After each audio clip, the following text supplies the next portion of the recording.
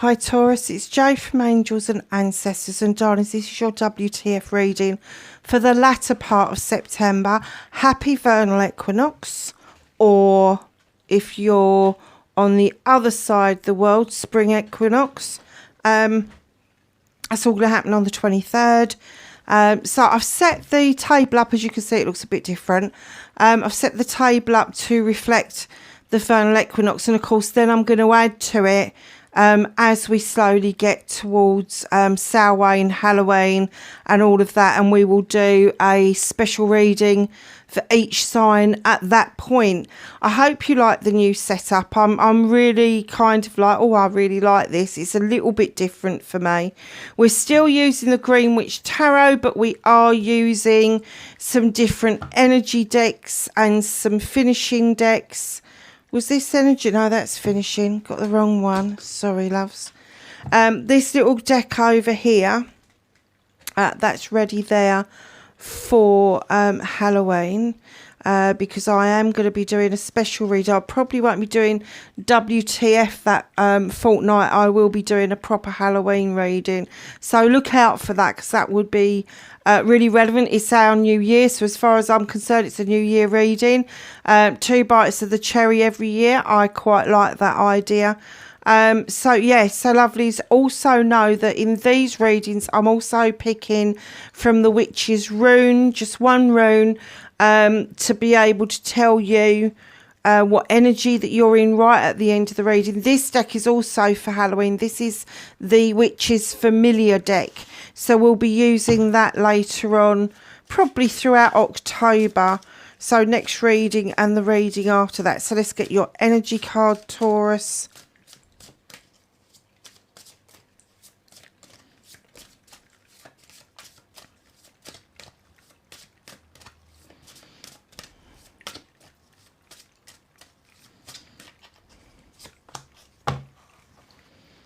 Breath work.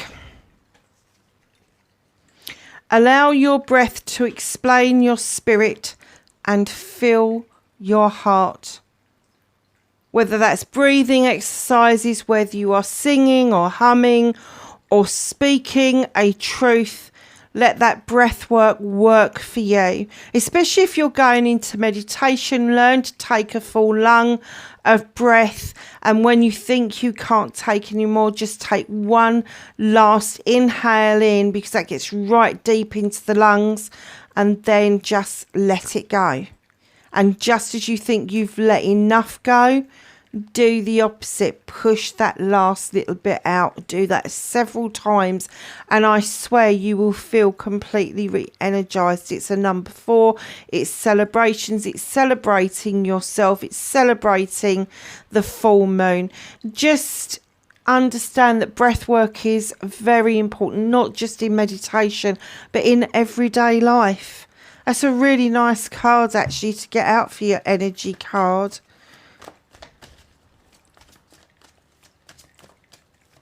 So that deck I just pulled that from, that is actually the Seasons of the Witch, and it is for the equinox. So, and it's like the autumn equinox as well. So I'm so pleased with those cards. I've now got, I think I've got 3 of them. I've got the Halloween one, the Yule one, and this one.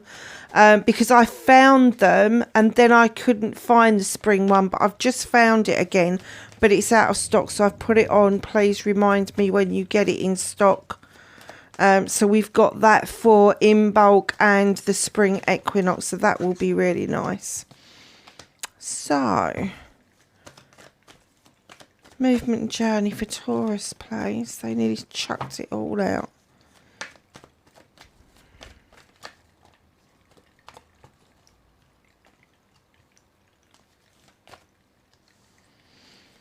And I'm sorry you're seeing this bit and not the actual table. It's just that I wanted you to see what I look at when I'm doing your readings. It's really aesthetic and it looks so pretty and peaceful. And you don't always see all the visual effects that I've got. So, yeah, it's really nice to be able to show you that, because I hold the cards up anyway. What's out of your hands? The reconnection to true self for Taurus, please. That one. Okay.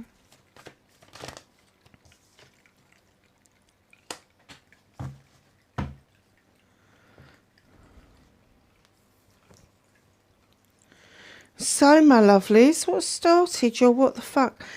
You've got some releasing to do. 5 of chalices. There is a chalice already spent on the floor. But it is saying to you, come on, it's your turn. Stop being reluctant to release what it is that you need to let go of. This could be a close personal relationship. It could be a friend. It could be a family member. But they're saying, come on, release it. You've got 3 chalices in the basket, in the bag. They're going to stay with you no matter what. But it is now time to release. And as we come into the autumn and then into the winter, especially this time of the year where the veil is thinning and all the rest of it, it is a good time to release a load of crap that we are just not using anymore. And it could be that you need to have a clear out of your house, a clear out of your friends and family. But there is definitely something you just need to let go of. Just let it go, whatever it is. Because while you're just slowly trickling it out and slowly, you're retaining some of that energy, and it's just no good for you, darlings. So facing your fears and taking your power back. What is it about a new beginning that you are hesitant about?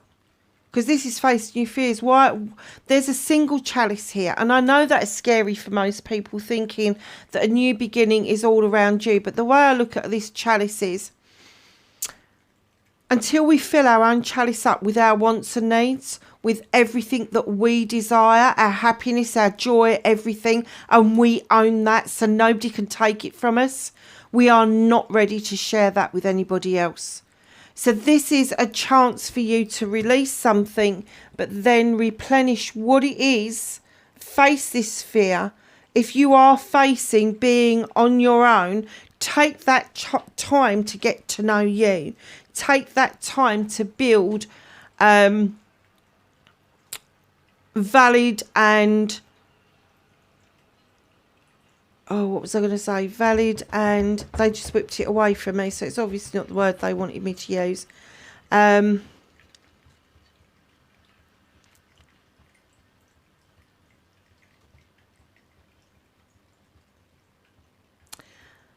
on, what is it? Valid and... Let's just go with it. Valid boundaries. Put the boundaries in place. Because without boundaries, people will come in and they will try to steal that cup away from you. And what you want to do is offer the overspill. You don't want to give your heart and soul away to somebody. You want them to enjoy the joy that you're in, the happiness that you're in, the love that you're in. You want them to invest in that, and you want to invest in them. But it doesn't mean you've got to give that whole chalice away. It's yours.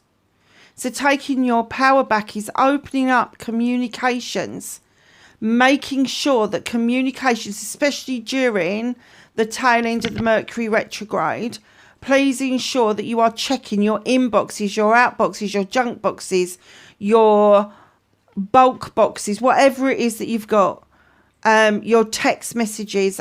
Years ago, I found this obscure thing on Facebook where somebody had sent me the most odd message and I didn't even know it was there. So just know that with the 8 of Wands, in comes these messages. Now, these could be messages that are coming to you spiritually as well, especially if you're opening up this breathing exercises, these needs to release words and ways of being. And that could be a way of being as well. It doesn't have to be a person. But the communication between you and the universe, or you and your divine, is thick, fast and furious. And if you don't listen, they will kick your booty, basically. They'll make you listen. So on a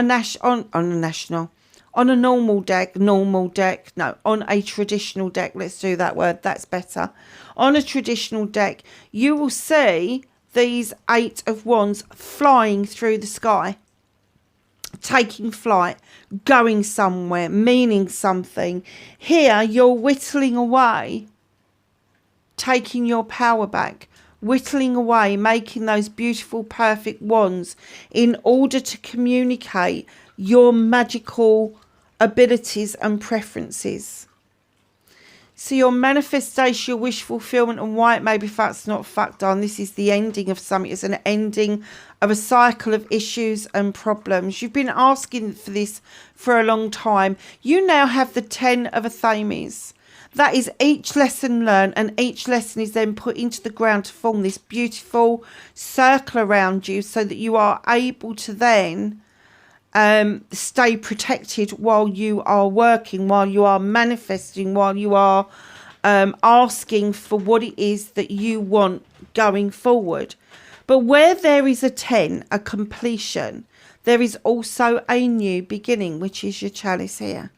And your new beginning is always going to be around your thoughts and feelings. It's going to be a new way of shedding old skin. It's going to be a way of shedding what no longer serves you. And those breathing exercises will get rid of all the dull breath, all of the dull energy. And it will allow you to see that drawing energy down from the universe will actually stand you in good stead. It certainly will help you with your knowledge and wisdom going forward. So, your movement, your journey, and in comes the 3 of Pentacles. There is a collaboration to be how your 2 threes. There's a collaboration that is building around you, the getting together of like minds. Now, this could be somebody significantly older than you or significantly younger than you. But the knowledge and wisdom that you both bring, if it is somebody that's older than you, they're going to bring knowledge and wisdom that you don't know anything about. And you're going to be able to teach them knowledge and wisdom from the modern day, because they're not going to be up to speed with everything, and vice versa. So what they're saying to you is, on your movement, your journey, allow this collaboration to come in and just stop standing still. Stop just waiting for this to happen. You've got the ability to make it happen. If these people are not close by, travel to meet up with them. It is going to be worth it for you. What can you do about this situation? You've got the Star, manifestation like mad. But before you do the manifesting, 2 things to remember.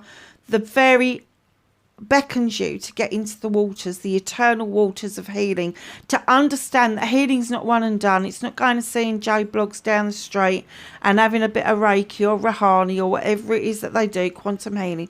This is ongoing internal healing. Because if we let go of what it is that we've learned, what it is that we've healed from, eventually it will come back to bite us again, and we will have to start the healing all over again, because you think, oh, hold on a second, I did the healing round that, why is that affecting me? It's because you did the healing and not the actual repair work. And what you will find is as you're doing the healing and you're becoming more aware of self, you will get more and more into the vein of gratitude, and that will make your star shine bigger and brighter, and your manifestations will have no option but to present themselves to you. I do get that you're getting manifestations presenting themselves, but in some incidences, you are just stagnating. You are just standing on the quayside waiting for it to all happen, thinking, oh, it's just going to magically turn up. No, it's not. It isn't.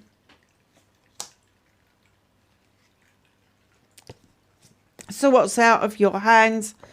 In comes the 8 of Athames to remind you that you need to go within. You don't need sight in this world. You don't need to hear. You feel a bit bound at the moment, bound up and trussed up. There are no Athames in front of you. They're to the side of you. And it's only your perception that is holding you where you are. And if you go within and you do that work, you will be able to move forward with more confidence and with the inner knowledge that your intuition is your best friend and it will never put you in harm's way. So what also is out of your reach, out of your hands, the universe is dealing with this, is the King of Pentacles. Are you trying, or have you attempted to sit in your own energy? And for one reason or another, it hasn't worked. The King of Pentacles is the father figure. He is the figure that sits out looking over his kingdom with great pride, knowing that he's made massive investments, monetary, home life, career-wise. He gives a really good advice, usually a CEO or a director. He draws energy down from the universe and the goddess, and he is massively impressed when other people put the effort in to achieve something that they want to do. And I'm getting the feeling that this Eight of Athames is these thoughts whizzing around in your head that you want to be in this king energy. You want to be that ruler that makes those investments, that deals with other people in such a way that you're investing in them and in return they are succeeding. It's a huge investment to undertake. But if you're not there at the moment, the universe is not going to let that stagnate. They will push you until you realise that you are binding yourself to stay in that position when you really should be in this energy. And the universe will show you the way. Whether you're ready to receive it or not is another matter. It's another matter, but the universe is going to push this. So reconnecting to your true self, clearly heard. Stop having the need to either apologise an awful lot for everything or to expect apologies. The only thing that we've got in our power to stop this from happening is forgiveness. And forgiveness isn't about forgiving another person. It's about forgiving yourself and releasing both of you from the binds that hold you. In comes the Knight of Chalices. Could be Scorpio, Pisces or Capricorn who are trying to offer out an apology. But being the bull-headed person that you are, you may be going, oh, hell no, no, no, no, no, no. But I think what's happened is that you have apologised so much to this person in the past that you are kind of like, even the horse is bored. Look, the horse is bored rigid. You and this person, if it is another person, you are not going to get this act together. You're just not. You have just got to say, right, okay, I'll forgive whatever's going on. Forgive me, forgive them. Release both of them, both of us from this. And that will get you back into connecting with the earth energy. It will ground you. It will bring you out of your Athame mode. And it will get your feet firmly back on the ground. So your outcome card, you got the High Priestess. Allow your intuition. It is your best friend. She's highly intelligent, highly intuitive. She knows what to add and when to add it. She draws energy down from the moon, which means she's allowing illumination of what she needs to do next. And that is exactly what they want you to do. At the bottom of the deck, you have got the Six of Athames, giving and taking with dignity and grace. Just be careful of the charlatan. I don't believe it. Capricorn had this card as well. Not in the same position, but they had it a bit stronger than this. This is a little way off. This is what you can't see at the moment. So it may be that there will be a revealing from the full moon. You've got it twice at the beginning and at the end. There may be an illumination about who is this con man, this shyster, this chancer, who steals away your thunder, that steals away what is rightfully yours. So just be aware of that. So let's get you some cards out of the Witch's Herbs.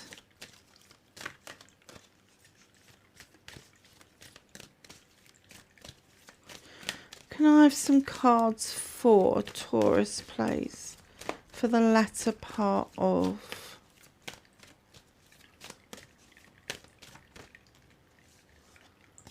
I'll take those. They popped up, didn't they?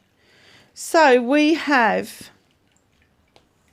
orange, citrus, energy. We've been talking about drawing the energy down. We've been talking about replenishing your energy. Just be aware that when you work with citrus and all of those, that you make sure you cover your hands if you work in a situation where your fingers get cut or anything like that, because it stings like hell. And because it stings, it's got this cleansing property like no other thing. All the citruses have, whether it's oranges, lemons, limes, whatever it is, there is this cleansing that you can do with citrus like you can't do with anything else. And there's also the internal cleansing. And please don't be tempted to go and buy bloody orange juice from the supermarket, because very often it's loaded with added sugars or sweeteners. What you want to do is work with natural organic products if you can. So just know it's a very although it's a very earthy card, there's a cauldron there with flames in it. So that energy is going to fuel a fire for you. Tarragon, regeneration. This is fire sign. This is Aries. So perhaps once you've got your energy levels up, you are going to feel re-energized. Now, this energy card is a 10. So it's a completion. Or if you're doing it... oh, God, my numbers thing. What do I do? My brain's just not working. A 10, you break it down to a 1. It's a new beginning as well. So it's a completion and a new beginning. This is an 8, communication again. Communication with self. Victory. I can't say this. Nasturtium. I don't even know what that is. That beautiful crown at the top though. Very regal, very royal, very Aries. Because you've got the Aries sign there. But funnily enough, this is an air card. This is a thinking card. That's why the crown's there. It's a 44. Oh. Soul number. Look out for your synchronicities around 444, 44, 4 minutes past 4, 444 even. Number plates. Whatever that is. There is a victory around you. You are going to come back feeling quite victorious. Tranquility and violets. 43. It's a 7. Options, choices and blessings. The intention of the candle is going to open up options, choices and blessings for you. So one more little thing before we go, and that is... the Witch's Rune. Can you see that? I wish I'd got a darker set, but I really like the stones that these are on. Crossroady. Making a major life decision, unknown, stuck, being afraid of moving forward. And that has brought us right back round to releasing. That's what you need to be doing. You are at a crossroads and you need to work your way through it. Lovelies, I hope that was of some help to you wherever you are in the world. Have a fabulous vernal equinox and I will catch you in the next reading. Bye for now.